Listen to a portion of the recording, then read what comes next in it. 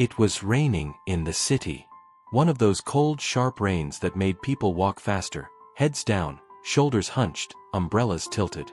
The pavement shimmered like glass, and cars whooshed by, splashing puddles onto already soaked sidewalks. Inside a towering glass building, at the very top floor, sat Maya Raymond, CEO. 42. Brilliant. Sharp. Feared and respected. Every inch of her office was spotless. Her calendar? Booked for the next 3 months. Her phone buzzed every minute. No distractions. No room for softness. She didn't have time for slow things, especially not for feelings. But that day, something unexpected happened. Her assistant barged in, unusual, because Maya hated interruptions. "Ma'am, there's a child downstairs. She's asking for you by name." Maya didn't even look up from her screen. "I don't do charity drop-ins. Tell security to handle it." The assistant hesitated. "She said your full name. Maya S. Raymond. She's small, maybe 6 or 7. No adult with her." Soaked. Shivering. But she insisted. Said it was important. That made Maya pause. Few people knew her full name. Fewer dared use it. She stood slowly, walked to the window, and stared out at the gray city below. "Fine. I'll come down." The lobby was nearly empty except for the security guard, the assistant, and a little girl in a tattered pink sweater, drenched to her bones. She had no umbrella. Her shoes were mismatched, and her small hands clutched a damp plastic bag with something folded inside. When Maya approached, the child didn't flinch. She looked up with big brown eyes. Eyes that felt strangely familiar. "Are you Maya S. Raymond?" the girl asked, quietly. Maya blinked, then nodded. "I don't have a mom," the girl said, voice trembling. "Can I be with you today, miss?" Silence. The kind of silence that wraps around your ribs and squeezes. Maya didn't know what to say. In her world, everything had a cost. Everything had a reason. But this made no sense. "Why me?" Maya finally asked. The girl opened the plastic bag and pulled out an old photograph. Water damaged. Wrinkled. But still visible. It was a picture of a younger Maya standing beside a woman in hospital scrubs, arms wrapped around her. "She was my mom," the girl whispered, pointing at the woman. Her name was Nurse Amna. She said if anything ever happened to her, I should find the lady in the picture.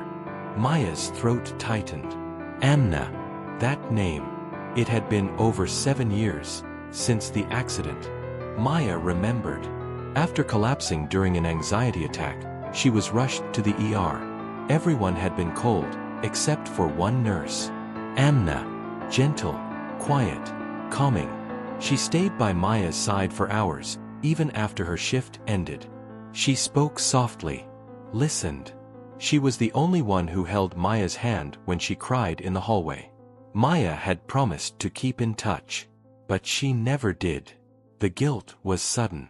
Loud. Crippling. And now, here stood her daughter. Alone. Where is she now? Maya asked, though she already knew the answer. She went to sleep one night and didn't wake up. The shelter lady said it was something in her heart. I didn't get to say goodbye. Maya felt her breath catch. The girl kept looking at her. Not asking for money. Not asking for toys. Just presence. Just one day. One moment of safety. Have you eaten? Maya asked. The girl shook her head. Come on. Let's get you something warm. And just like that, Maya's day changed. She canceled meetings. She turned off her phone. They sat in the office kitchen. Maya made her soup. Yes, with her own hands, much to her staff's horror. The little girl slurped it slowly, like it was a 5-star meal. She smiled between bites. Told Maya stories. About her stuffed bunny named Rocket. About how she was the fastest runner in her shelter school. How her mom used to sing to her even when they had no lights in the apartment. And Maya, listened. Listened like she hadn't in years. "Do you have kids, miss?" the girl asked suddenly. Maya shook her head. The girl nodded like she understood. "I think you'd be a good mom. Even if you're scary like a robot sometimes." Maya laughed. The kind of laugh that hurt in the chest because it hadn't come out in so long. As the day wore on, the rain outside softened. They played a card game in the lounge. The girl tried on Maya's glasses and strutted around like a business boss lady. Maya showed her the view from her office. "I can see the whole world from here," the girl gasped. And for a moment, Maya saw her younger self in that little girl. Alone. Determined. Searching for safety in a cold world. When the assistant returned later and asked if she should call child services, Maya's voice was firm. "No." She looked at the girl, who was now asleep on the couch, clutching her mother's photo. "She stays. Tonight. With me. Because sometimes, the universe gives you a second chance. Not in the form of a deal or a client, but in the shape of a little girl who still believes in kindness." And just as the city lights began to glow, Maya sat quietly beside her. One hand over the photo of the woman who once saved her life, and the other gently resting on the tiny shoulder of the girl who had just saved her soul. The night in the penthouse office passed quietly. Maya didn't go home. Neither did the girl. She laid a warm blanket over her on the leather couch, dimmed the lights, and sat nearby with a steaming cup of chamomile tea, the same kind Nurse Amna once brought her during that long hospital night. For the first time in years, she didn't feel alone. The next morning, the city buzzed back to life. Elevators dinged. Assistants filed into the office in sleek suits. But Maya didn't bark orders. She didn't demand her usual triple-shot espresso or snap at late files. She sat in the lounge, watching as the girl now in fresh clothes Maya had bought from the boutique downstairs brushed her hair in front of a mirror. "You look very professional," Maya smiled. The girl grinned. "I'm CEO Junior today." A knock on the office door. Her CFO entered, confused. "Ma'am, are we still presenting at the summit this afternoon?" The summit. A televised business leadership panel. Broadcast live. Millions of viewers. Investors. Critics. Colleagues. Maya glanced at the child, her small hand clutching the bunny rocket again. "Yes," she said. "We are." The summit hall was massive. Chandeliers glittered. Cameras hovered. Seats were packed. As Maya took the stage, murmurs spread not about her dress or her speech but about the child walking beside her, holding her hand. Whispers. Gasps. Judgments. But Maya didn't flinch. She stood at the podium, adjusted the mic, and cleared her throat. "I was going to speak today about growth, strategy, and quarterly returns," she began, voice steady. "But something happened yesterday that changed what I believe leadership really is." Cameras zoomed in. Silence swept the crowd. She gently placed a hand on the girl's shoulder. "This is Noor," Maya said. "She walked into my life yesterday. She doesn't have a mother anymore. But she reminded me what it means to be human. To care. To pause long enough to see someone else's pain." The audience was frozen. She reminded me that no amount of success means anything if you have no one to share it with.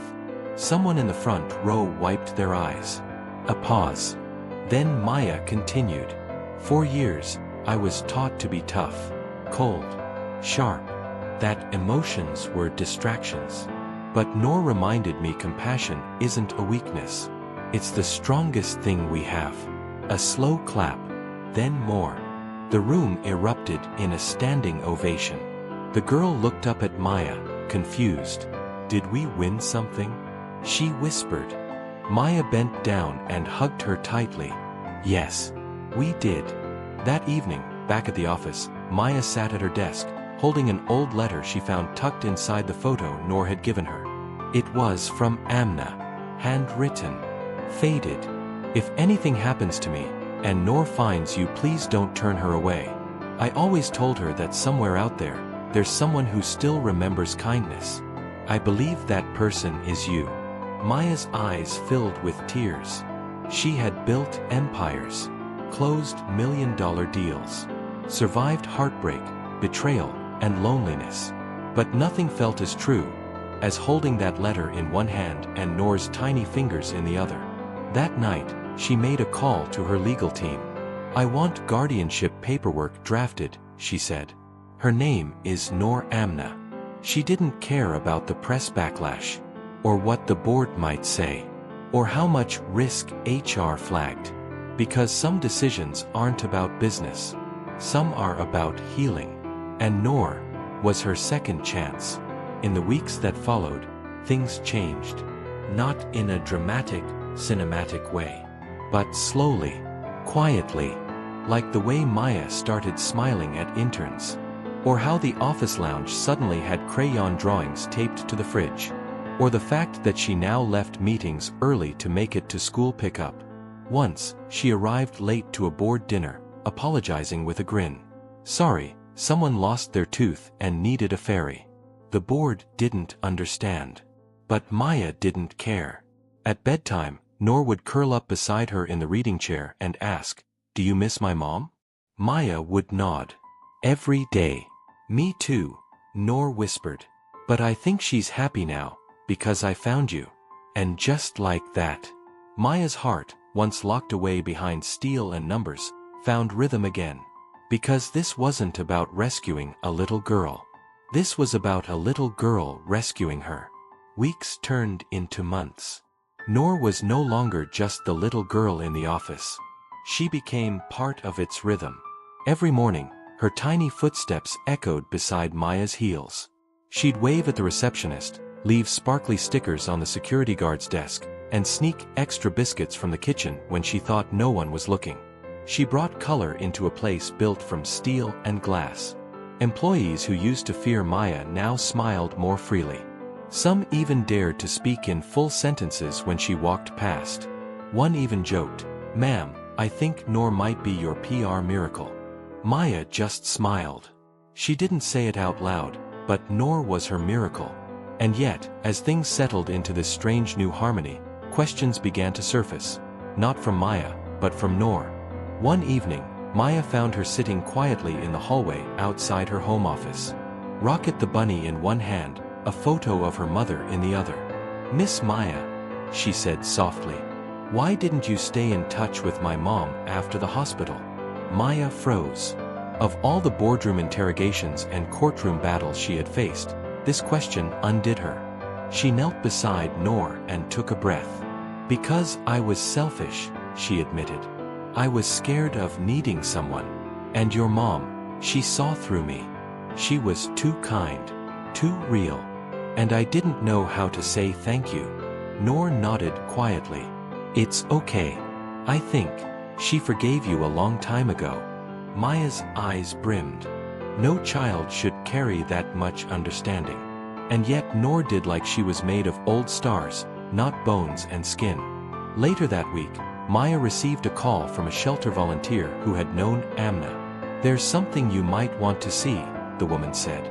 "It's about Noor's mother." A small package arrived 2 days later. Inside was a journal worn, its pages smudged with old coffee stains and pressed flower petals. It was Amna's. Maya hesitated, then opened to the first page. March 9th. "I met a woman today. Broken, but pretending not to be. Her name is Maya. I stayed late to sit beside her. I don't know why, but something in her silence felt like my own." Maya's hands trembled as she flipped through page after page. Amna had written about her patience, about Noor's first steps, about singing lullabies by candlelight when the power cut out. But one entry stood out. "I'm scared I won't live long enough to see Noor grow up. I've been feeling things in my chest. But I don't have the money or time for tests. I pray every night that if anything happens to me, someone will love her enough to tell her how bright she is." Maya's heart shattered. She remembered the wealth she had accumulated, the access to doctors, to hospitals. And yet, Amna, who had nothing, gave more love in one night than Maya had in decades. The guilt, burned. But so did something else. Resolve. The next morning, she stood in the boardroom. Behind her, a slide appeared with a new name, the Amna Noor Foundation. Our company will fund free healthcare for every nurse and single mother across the city, she said, her voice unwavering. In memory of a woman who once saved me, and in honor of a little girl who brought me back to life. Her staff stared. Maya had never given anything without return. But now, she gave it all. At school, Noor was thriving. She drew pictures of my new mom in crayon, showing a tall lady with glasses and a serious face, always holding her hand. When other kids teased her, asking if she was adopted, Noor stood tall and said proudly, "She didn't give birth to me. She chose me. That's better." And at night, as the city hummed outside their window, Maya would sit by Noor's bed, reading aloud from Amna's journal, one page at a time. Sometimes Noor would ask, "Do you think she knows we're okay?" Maya would nod and say, "I think she's watching every night, especially when you snore." And Noor would giggle herself to sleep. But peace never stays simple. One day, a letter arrived. No return address. Just a wax seal, slightly cracked. Inside was a single line, handwritten. "You don't know everything about Amna. Ask her sister." Maya stared. Amna had a sister? Noor had an aunt. She had never mentioned anyone in her journal. The questions began swirling again. Who sent this? Where was this sister? And why now? Maya folded the letter slowly, her fingers tense. The past had been quiet. But maybe, not everything had been buried with Amna. Maybe Noor's story, their story, was just beginning. Years passed. What began as one little girl's wish to spend a single day with a stranger became something far bigger. The world of Noor was no longer just one building. It became a movement. A network of safe spaces where children, especially girls, could dream loudly and learn freely. Each classroom carried a portrait of Nurse Amna, the woman who had nothing but gave everything. And beside her, always, a smiling photo of Noor, holding rocket and a notebook filled with plans. Maya. She stepped away from the boardroom. Not because she lost power, but because she found a better kind of strength. One rooted in love, not control. She now introduced herself not as a CEO, but as Noor's mom. And Noor. She grew into a bold, brilliant young woman. Speaker, teacher, dreamer. She told her story without shame, how she had once stood in a storm and whispered, "Can I be with you today, miss?" Because sometimes, the smallest question opens the biggest doors. And in the hearts of every child who entered Noor Ki Dunya, a seed was planted, not just of knowledge, but of hope. Because one woman remembered a promise. One little girl carried her mother's light. And together, they changed the world not with power, but with love. The end.